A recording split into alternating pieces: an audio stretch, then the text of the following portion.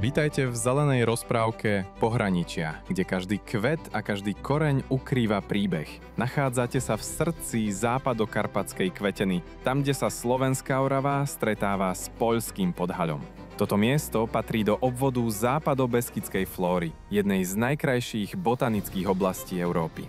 Takmer polovicu krajiny pokrývajú lesy. V týchto lesoch a na lúkach rastú rastliny, ktoré sú krásne, užitočné a plné príbehov. Ale pozor, nie všetko, čo tu rastie, si môžete vziať domov.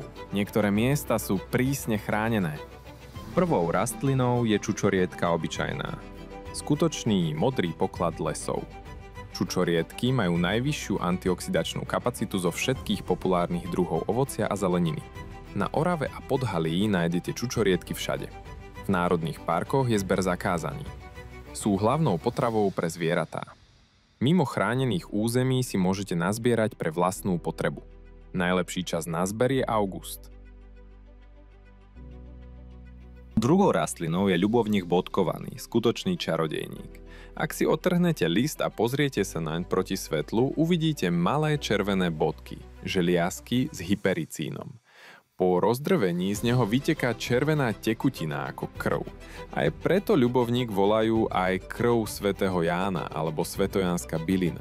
Nájdete ho všade na slnečných lúkach a pri cestách, kvitne od mája do septembra. Treťou rastlinou je materina dúška. Malá bylinka s najkrajším príbehom. Podľa starej povesti je to mamička premenená na kvietok, ktorá voňala sladko ako kedysi ich mamička. Dorastá len do výšky 10 cm, ale vynahradí to vôňou. Obsahuje viac ako 100 rôznych chemických látok. Najdôležitejší je tymol, prírodné antiseptikum. Najlepší čas na zber je od mája do augusta za slnečného poludnia. Proutravíte z nej čaj na kašeľ, obklady na rany alebo ju pridáte do kúpeľa. Nájdete ju na slnečných a suchých miestach. Posledným hrdinom je smrek obyčajný. Najvyšší, pôvodný európsky strom. Môže dosiahnuť výšku až 50 metrov a žiť stovky rokov. Tu v pohraničí nájdete zvyšky pôvodných smrečí. Smrek spoznáte ľahko. Má hranaté ihlice a šišky visia nadol. Každý rok života smreka je zapísaný v jeho kmeni ako jeden letokruh, je to živá kniha histórie.